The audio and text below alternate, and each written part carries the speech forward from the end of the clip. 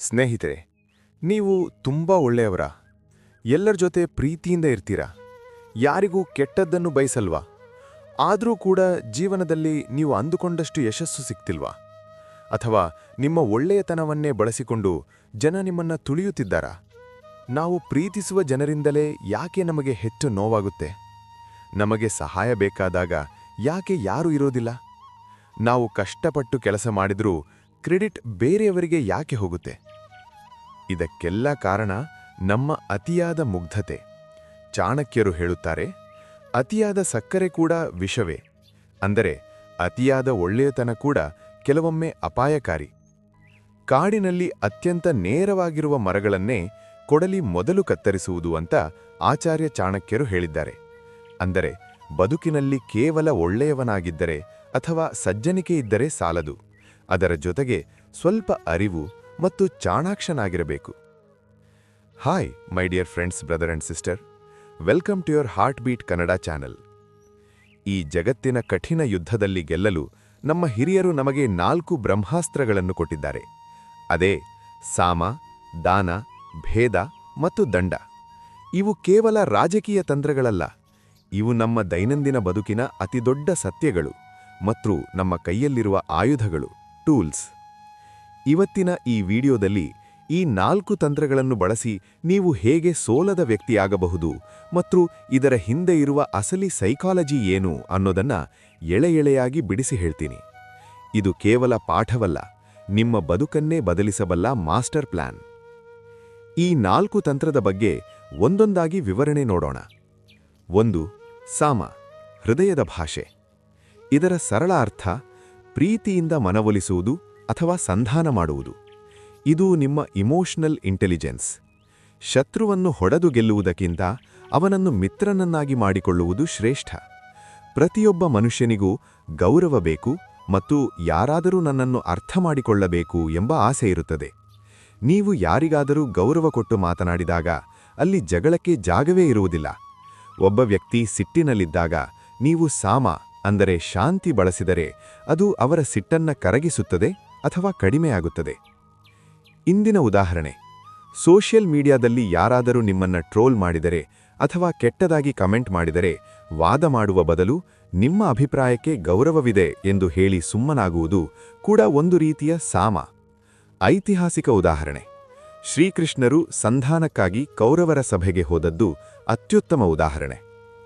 ಕುರುಕ್ಷೇತ್ರ ಯುದ್ಧ ಶುರುವಾಗುವ ಮುನ್ನ ಪಾಂಡವರು ಯುದ್ಧವನ್ನು ತಪ್ಪಿಸಲು ಕೊನೆಯ ಪ್ರಯತ್ನ ಮಾಡ್ತಾರೆ. ಅದಕ್ಕಾಗಿ ಅವರು ಶ್ರೀಕೃಷ್ಣರನ್ನು ಶಾಂತಿದೂತನಾಗಿ ಕೌರವರ ಸಭೆಗೆ ಕಳುಹಿಸುತ್ತಾರೆ. ಇಲ್ಲಿ ಸಾಮತಂತ್ರದ ಅತ್ಯುತ್ತಮ ಉದಾಹರಣೆ ಕಾಣುತ್ತದೆ. ಶ್ರೀಕೃಷ್ಣರು ಕೌರವರ ಸಭೆಯಲ್ಲಿ ತುಂಬಾ ಶಾಂತವಾಗಿ ಗೌರವದಿಂದ ಮಾತನಾಡುತ್ತಾರೆ. ಅವರು ದುರ್ಯೋಧನನಿಗೆ ಹೇಳುತ್ತಾರೆ, ಯುದ್ಧದಲ್ಲಿ ಎರಡೂ ಪಕ್ಷಗಳು ನಾಶವಾಗುತ್ತವೆ. ಆದ್ದರಿಂದ ಪಾಂಡವರಿಗೆ ಕನಿಷ್ಠ 5 ಗ್ರಾಮಗಳನ್ನು ಕೊಡಿ, ಯುದ್ಧವನ್ನು ತಪ್ಪಿಸೋಣ. ಇದು ಅವರ ವಿನಯ ಮತ್ತು ಶಾಂತಿ ಮನೋಭಾವವನ್ನು ತೋರಿಸುತ್ತದೆ. ಆದರೆ ದುರ್ಯೋಧನ ತನ್ನ ಅಹಂಕಾರದಿಂದ ಒಪ್ಪುವುದಿಲ್ಲ. ಸೂಜಿಯ ತುದಿಯಷ್ಟು ಭೂಮಿಯನ್ನು ಕೊಡಲ್ಲು ಎಂದು ಗರ್ವದಿಂದ ಹೇಳುತ್ತಾನೆ. ಇಲ್ಲಿ ನಾವು ಒಂದು ದೊಡ್ಡ ಪಾಠ ಕಲಿಯಬಹುದು. ಏನೆಂದರೆ, ಮಾತು ಸರಿಯಾಗಿದ್ದರೆ ಯುದ್ಧದ ಅವಶ್ಯಕತೆಯೇ ಇರುವುದಿಲ್ಲ. ನಿಮ್ಮ ಕಮ್ಯುನಿಕೇಷನ್ ನಿಮ್ಮ ಅತಿದೊಡ್ಡ ಪವರ್. 2. ದಾನ ಅಥವಾ ದಾಮ, ಅಗತ್ಯವನ್ನು ಪತ್ತೆಹಚ್ಚುವುದು. ಮಾತಿನಿಂದ ಕೆಲಸ ಆಗದಾಗ ಬರೋದೇ ದಾನ ಅಥವಾ ದಾಮ. ಇದು ಕೇವಲ ಹಣ ಕೊಡುವುದಲ್ಲ, ಎದುರಾಳಿಗೆ ಜೀವನದಲ್ಲಿ ಏನು ಮುಖ್ಯ ಅನ್ನೋದನ್ನ ಅರ್ಥ ಮಾಡಿಕೊಳ್ಳುವುದು. ಜಗತ್ತಿನಲ್ಲಿ ಪ್ರತಿಯೊಬ್ಬರಿಗೂ ಒಂದು ಬೆಲೆ, ಪ್ರೈಸ್ ಇರುತ್ತದೆ. ಅದು ಪ್ರೀತಿ, ಅಧಿಕಾರ, ಮೆಚ್ಚುಗೆ ಅಥವಾ ಅವರಿಗೆ ಬೇಕಾದ ಒಂದು ಸಣ್ಣ ಅನುಕೂಲವಾಗಿರಬಹುದು. ಇದು ಆಮಿಷವಲ್ಲ, ಇದು ವ್ಯಾಲ್ಯೂ ಎಕ್ಸ್ಚೇಂಜ್. ಮಾನವನ ಮನಸ್ಸು ಲಾಭದ ಹಿಂದೆ ಓಡುತ್ತದೆ. ಪ್ರತಿಯೊಬ್ಬ ವ್ಯಕ್ತಿಯೂ ತನ್ನ ದೈನಂದಿನ ಜೀವನದಲ್ಲಿ ಯಾವುದೋ ಒಂದು ಖಾಲಿ ಜಾಗವನ್ನು ತುಂಬಿಸಲು ಪ್ರಯತ್ನಿಸುತ್ತಿರುತ್ತಾರೆ. ನನಗೇನು ಸಿಗುತ್ತೆ ಎಂಬ ಪ್ರಶ್ನೆಗೆ ನೀವು ಉತ್ತರ ಕೊಟ್ಟರೆ ಯಾರೂ ನಿಮ್ಮ ಮಾತನ್ನು ಮೀರಲಾರರು. ಆಫೀಸ್ನಲ್ಲಿ ಬಾಸ್ ನಿಮಗೆ ಬೋನಸ್ ಕೊಡುವುದು ಅಥವಾ ಸಂಬಳ ಹೆಚ್ಚು ಮಾಡುವುದು ನಿಮ್ಮಿಂದ ಕೆಲಸ ತೆಗೆಸಿಕೊಳ್ಳಲು ಬಳಸುವ ತಂತ್ರ. ಸರ್ಕಾರಿ ನೌಕರರಿಗೂ ಕೂಡ ಇದೇ ತಂತ್ರವನ್ನು ಸರ್ಕಾರ ಬಳಸುತ್ತದೆ. ಬಿಸ್ನೆಸ್ನಲ್ಲಿ ನೀವು ಯಾರಿಗಾದರೂ ಸಹಾಯ ಮಾಡಿದರೆ, ಅಂದರೆ ವ್ಯಾಲ್ಯೂ ಎಡಿಷನ್ ಮಾಡಿದರೆ, ಅವರು ಪ್ರತಿಯಾಗಿ ನಿಮಗೆ ಸಹಾಯ ಮಾಡುತ್ತಾರೆ. ಜನರನ್ನು ಚಲಿಸುವಂತೆ ಮಾಡುವುದು ಅವರ ಆಸೆಗಳು. ಅವರಿಗೆ ಏನು ಬೇಕೋ ಅದನ್ನು ಕೊಡಿ, ನಿಮಗೆ ಬೇಕಾದದ್ದನ್ನು ಪಡೆದುಕೊಳ್ಳಿ. 3. ಭೇದ, ಸ್ಪಷ್ಟತೆಯ ಕಣ್ಣು. ಶತ್ರು ಎಷ್ಟೇ ಬಲಿಷ್ಠನಾದರೂ ಅವನಲ್ಲಿ ಒಂದು ದೌರ್ಬಲ್ಯ, ವೀಕ್ನೆಸ್ ಇದ್ದೇ ಇರುತ್ತದೆ. ಭೇದ ಅಂದರೆ ಒಡಕು ಮೂಡಿಸುವುದಲ್ಲ, ಬದಲಾಗಿ ವ್ಯತ್ಯಾಸವನ್ನು ಅರಿಯುವುದು. ಶತ್ರುವಿನ ಒಳಗಿನ ಗುಟ್ಟು ತಿರಿದವನೇ ನಿಜವಾದ ಜಾಣ. ಇವತ್ತಿನ ಕಾಲದಲ್ಲಿ ಡೇಟಾ ಅಥವಾ ಮಾಹಿತಿ ಎನ್ನುವುದು ಅತಿದೊಡ್ಡ ಶಕ್ತಿ. ಯಾರು ನಿಜವಾಗಿಯೂ ನಮ್ಮವರು, ಯಾರು ಹಿತಶತ್ರುಗಳು, ಇದನ್ನು ತಿಳಿಯುವುದು ಭೇದ. ಅಪನಂಬಿಕೆ ಹುಟ್ಟಿಸುವುದು ಅಥವಾ ಸರಿ ತಪ್ಪುಗಳ ನಡುವಿನ ವ್ಯತ್ಯಾಸವನ್ನು ತೋರಿಸುವುದು. ಎಲ್ಲರನ್ನೂ ಕುರುಡಾಗಿ ನಂಬುವುದು ಸಜ್ಜನಿಕೆಯಲ್ಲ, ಅದು ಮೂರ್ಖತನ. ನಿಮ್ಮ ಅತಿದೊಡ್ಡ ರಹಸ್ಯಗಳನ್ನು ಯಾರ ಮುಂದೆಯೂ ಬಿಟ್ಟುಕೊಡಬೇಡಿ.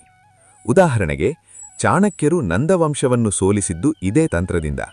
ಬ್ರಿಟಿಷರು ಭಾರತವನ್ನು ಆಳಿದ್ದು ಕೂಡ ಡಿವೈಡ್ ಆ್ಯಂಡ್ ರೂಲ್ ಮೂಲಕ. ಶಕ್ತಿಯಿಂದ ಗೆಲ್ಲಲಾಗದ್ದನ್ನು ಯುಕ್ತಿಯಿಂದ ಗೆಲ್ಲಬಹುದು.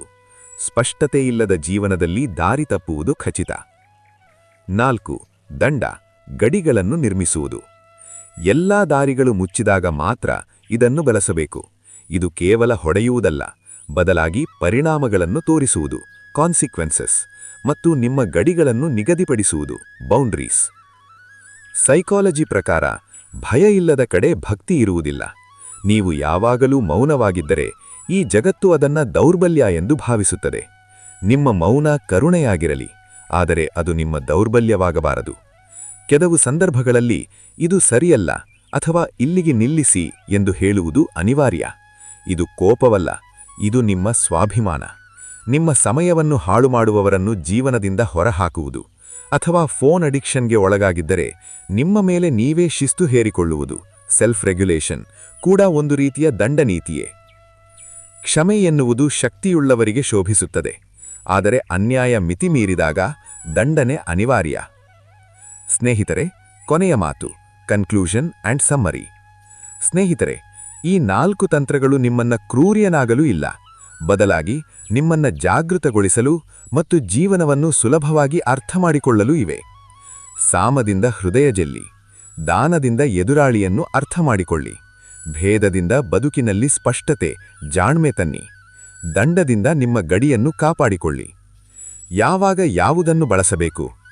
ಕುಟುಂಬ ಮತ್ತು ಸ್ನೇಹಿತರ ಮೇಲೆ ಇಲ್ಲಿ ಕೇವಲ ಸಾಮ ಮತ್ತು ದಾನ, ಪ್ರೀತಿ, ಗೌರವ ಮಾತ್ರ ಇರಲಿ. ವೃತ್ತಿ ಜೀವನದಲ್ಲಿ, ಕರಿಯರ್, ಇಲ್ಲಿ ಸಾಮ ಮತ್ತು ಭೇದ ಇರಲಿ. ಅನ್ಯಾಯ ನಡೆದಾಗ ಇಲ್ಲಿ ದಂಡವೇ ಪರಮೌಷಧ.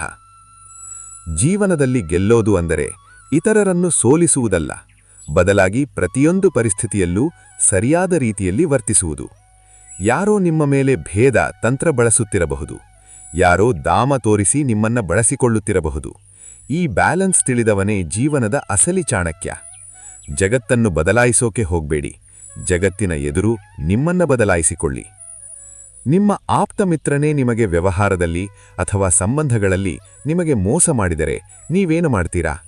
ಮತ್ತು ಈ 4 ತಂತ್ರಗಳಲ್ಲಿ ಯಾವುದನ್ನು ನೀವು ಹೆಚ್ಚಾಗಿ ಅನುಭವಿಸಿದ್ದೀರಾ ಅಥವಾ ಅಳವಡಿಸಿಕೊಳ್ಳಲು ಬಯಸುತ್ತೀರಾ? ಕಮೆಂಟ್ ಮಾಡಿ ತಿಳಿಸಿ. ವಿಡಿಯೋ ಇಷ್ಟವಾಗಿದ್ದರೆ ಲೈಕ್ ಮಾಡಿ ಮತ್ತು ನಿಮ್ಮಂತೆ ಬೆಳೆಯಲು ಬಯಸುವ ಗೆಳೆಯರಿಗೆ ಶೇರ್ ಮಾಡಿ. ಸದಾ ಜಾಗೃತರಾಗಿರಿ, ಸಾಧಿಸುತ್ತಿರಿ. ಮುಂದಿನ ವಿಡಿಯೋದಲ್ಲಿ ಸಿಗೋಣ. ಜೈ ಹಿಂದ್, ಜೈ ಕರ್ನಾಟಕ ಮಾತೆ.